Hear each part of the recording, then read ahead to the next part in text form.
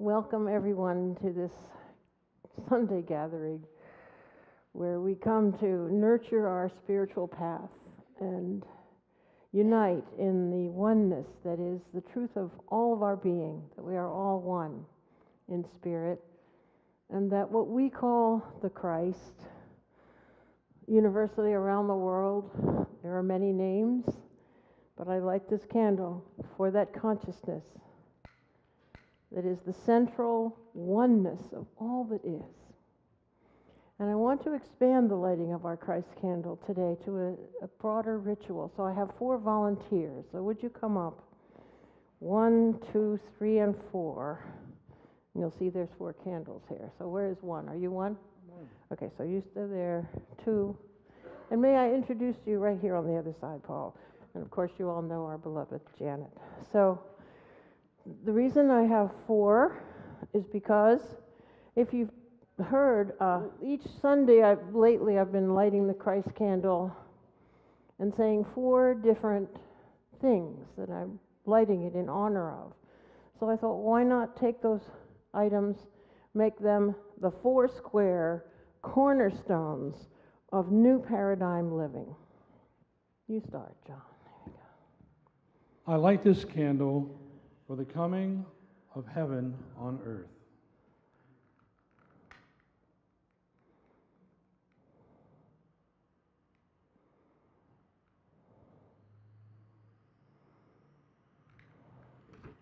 I light this candle for freedom from fear and domination.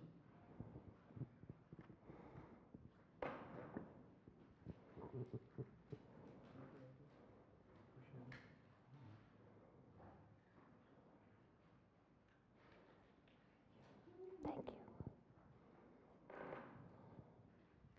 I light this candle for the awakening of the heart in all people.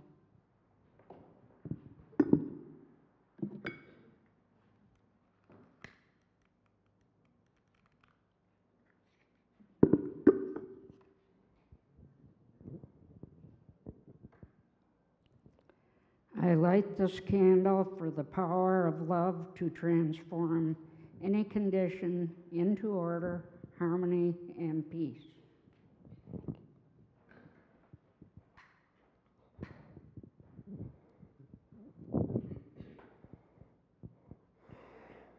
So let us take our statement of communion in solidarity with all beings on your program folder. And let us say this together now, realizing and being conscious that we are creators. We are all co-creating our ongoing journey together. So let us say this now, vocalizing heartily this statement of our visionary future together. Lifting the veil of ignorance, opening all hearts and minds to the light of truth, we align with the highest good as every soul awakens to the power to create divine solutions and a world that works for all. And silently in our hearts,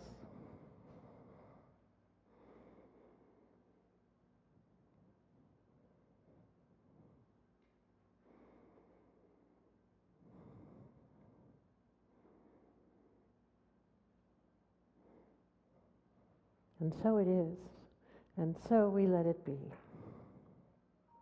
We are all called to give. And, big time, just give yourself to life is my topic today. So I want to tell you the story of the guru who told the disciple, who said, how can I know that I'm enlightened? How can I be more enlightened? And the guru said, take this sieve, and when you can have this sieve full of water, you will be more enlightened. So it just so happened I found one of these things at Aldi's this week, just exactly what I had in mind for this story. Now the student of the guru, he figured, well, the master wouldn't have asked me to do something impossible. There must be some way to do it, Now, just so you can see how this is not viable, somebody want to come up and hold this for me? Here, John, thank you. And we'll use this for if any water should happen to fall, it can fall in here. Yeah. Here. Unrehearsed. Right. So let's see if it can it hold some water? Oh. No. So the student said, oh, well, maybe if I line it with leaves, it'll hold water. So he lined it with leaves and tried the water, just pretend. So he lined it with grass. So he lined it with rocks, with a little mud in between the rocks. It was all the same. Nothing worked. Finally, the student said, "What is it? What am I missing? There must be some way to have this bowl filled with water. What is it?" And so in his frustration, he just went out to cool himself in the lake. And he's carrying the bowl into the lake. What is it? What am I missing? How can I have this water filled with water? Then he looked down and it was full of water. So what did he learn? That if you are going to be effective, if you are going to really get in there and give of yourself, you have to roll up your sleeves and get into the deep water. I heard that story told by Neil Donald Walsh at the Unity Temple on the Plaza. When he was still a low enough ticket price for them to afford him, and he came. He told that story. I've never forgotten it. Because so many times we think, well, I shouldn't get too involved. Well, I can't take too much risk. I might look bad, or I might get damaged, or I might make a mistake and do some harm, whatever. Well, this story is making the point that to give yourself to life, you've got to be willing to go all the way in to life.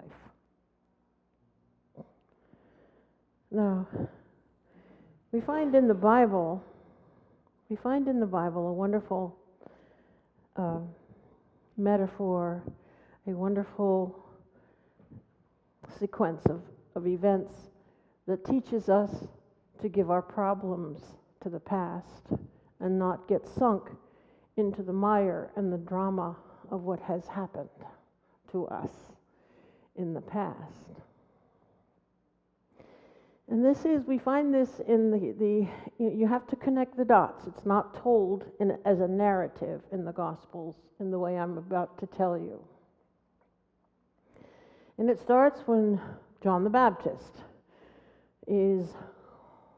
has a great following, and he's causing a lot of, talk and flurry among the Jews in the time of the Romans, and he was arrested by Herod because he was publicly criticizing Herod for having taken the wife of his brother and divorced his own wife. And Herod and his wife Herodias were offended by this public criticism, and so they arrested John, put him in prison. So now John's effectively disabled, and so he sends a message to Jesus, who is his first cousin, if we go by what Scripture says, and he says, I'm in prison here, are you going to do anything? Basically. And do you remember what Jesus wrote back? He said, well, the blind see and the lame walk, and blessed is he who does these acts in the name of the Lord. Something close to that, which is basically saying, well, I'm just doing what I'm doing. And basically he said, no, I'm not going to help you. What can I do? And not long after that, the news reached the streets that John had been killed by Herod.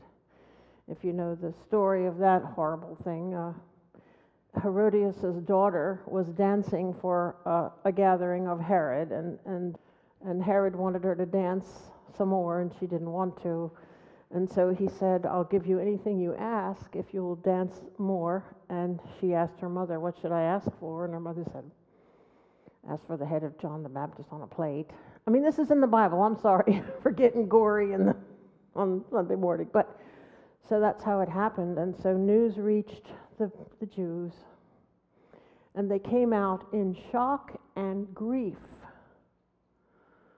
at the news of their beloved leader, John, who was prophesying the kingdom of heaven is coming, and it's being brought to you by Jesus. And they go and seek out Jesus. What do you say about this Jesus? And Jesus said, nothing. He stood among 5,000 people and performed the miracle of multiplying the loaves and the fishes to feed 5,000. But he gave no teaching. He was in shock and grief too, I imagine. I would imagine that Jesus was really questioning himself. Did I drop the ball? Did I let down my cousin? Did I fail to do what was asked of me? What was my responsibility here? That's very painful stuff, isn't it? So after the 5,000 were fed, one of the great miracles of his whole ministry, and the crowds had gone home, it says that he went up in the mountains to pray, went up on a mount to pray. That always represents metaphysically going to a high place in consciousness. And he prayed until, it says, around 3 a.m., late into the night. The disciples got on a boat and headed out on to their next destination. So he came down to find them, and they were way across the lake in a boat in the middle of the night. And that's when he just walked across the water to get to them. That's when he did it.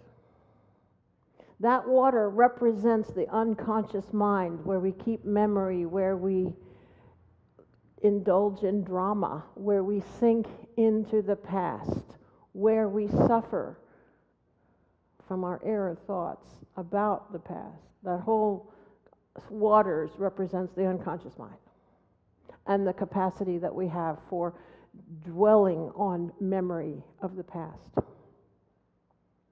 And the fact that he walked on top of that water symbolizes that he had risen above his own feelings. He had risen above the grief and the shock of what happened to John the Baptist. He had risen above the drama and the trauma that the people were rousing up, making about it. And he had healed himself. And he was now free to proceed with giving his gift to the world. So he walked across the water, and the disciples saw him coming as an apparition, and they were fearful, and they said, what is that walking across us in the water? And he called across them, don't you recognize me? It's me, the Lord. And so he arrived at the boat, and that's where the story ends. But for us, you see, to be able to go through our journeys free of the past, we have to go to that mountaintop. We have to renew our recognition and our awareness of the truth and of the strength of who we are and of the truth of our divinity. And so there's a experiential lesson or exercise we can do that I would like to do today. And some people call it an angel wash, some people call it a car wash. But let me just sort of describe it to you so you can think about how you're going to do it. So I was thinking we would use this aisle, and it requires a double row of people facing each other. And one person starts at the back and walks through. Now, when the first person is walking through the double row, the next person doesn't have to wait too long. They don't have say they wait till they get about halfway down. And as you pass each person, the people on the side say encouraging, praising things to you. It can be just, well, not just, it can be generic. You are the light of the world. You have a gift that no one else can give. You are a beautiful soul and an eternal light. You are magnificent in every way. You are guided by the love of God, or whatever. You can say the same thing to every person, or you can change it for each person, or you can change it after 5 or 6, whatever you like. But it's words of truth that are praising and encouraging to the person. So, will you give us some background music, like any of the hymns, give us some background music. And line up here in this aisle in a double line that's facing each other with space in the middle. Come on up here. And then when you get to the bottom of the line, just take your spot, just stand, and we'll move down so that everybody gets a chance.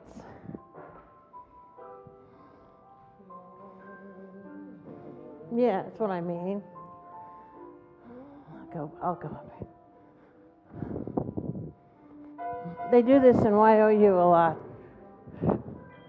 Here, come on, we need people on this side. You can go around her because she wants to be across from Steve or whatever, okay? Are the numbers even?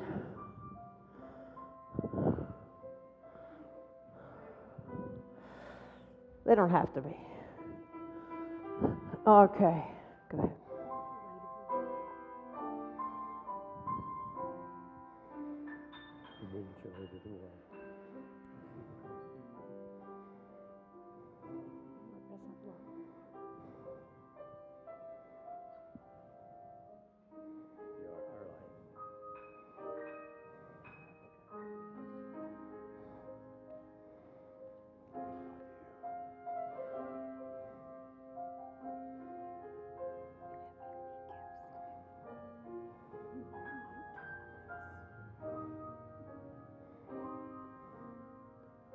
You are loved and loving.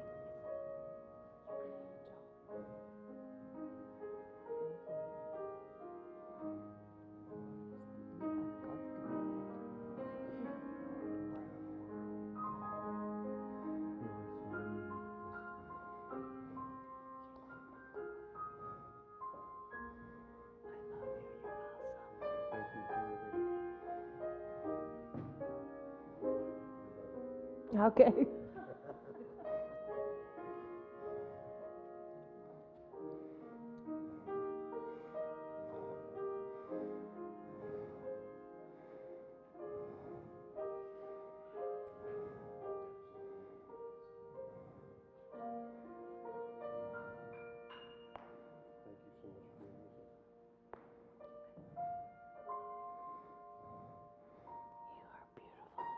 and I love you.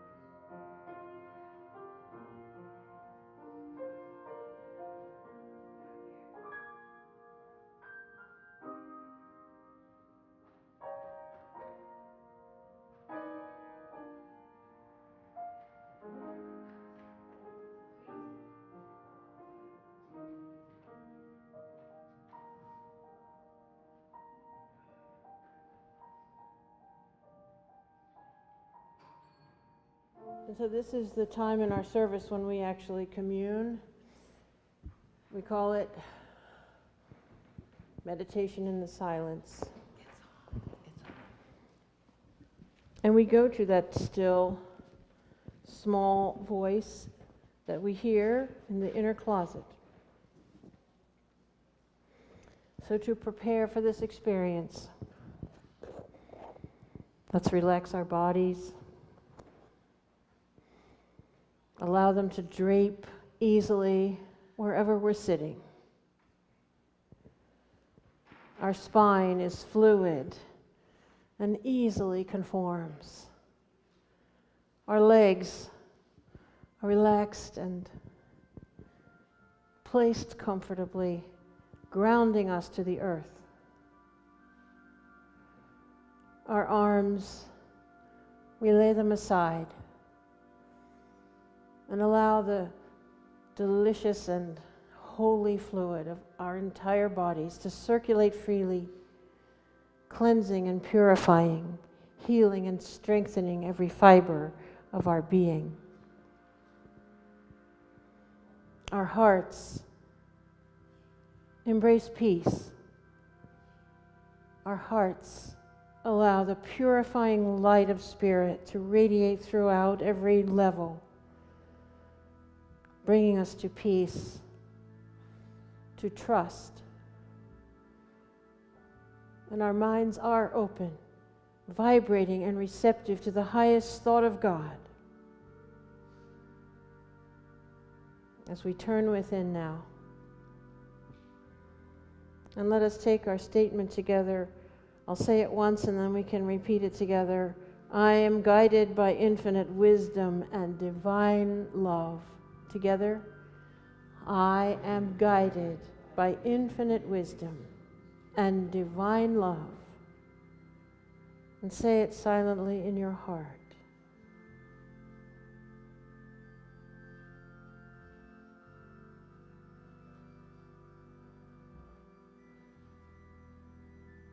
For to master the art of giving is to allow infinite wisdom and divine love to guide our way. As we surrender the reins to this power on high. And so now as we abide for a time in the silence of our own souls, we do receive all that we need to live as the Christ, the very expression of infinite life in the silence.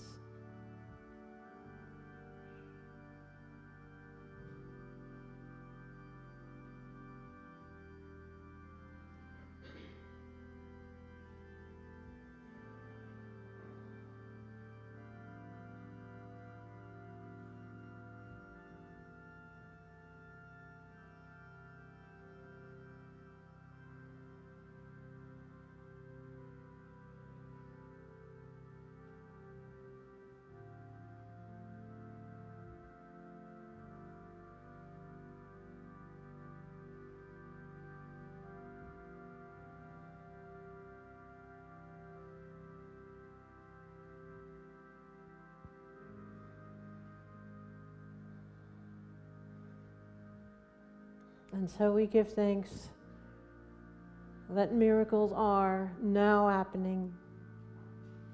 Miracles ahead of us, miracles behind us. As we open our hearts, open our eyes to see the glory of the coming of the Lord. And so it is.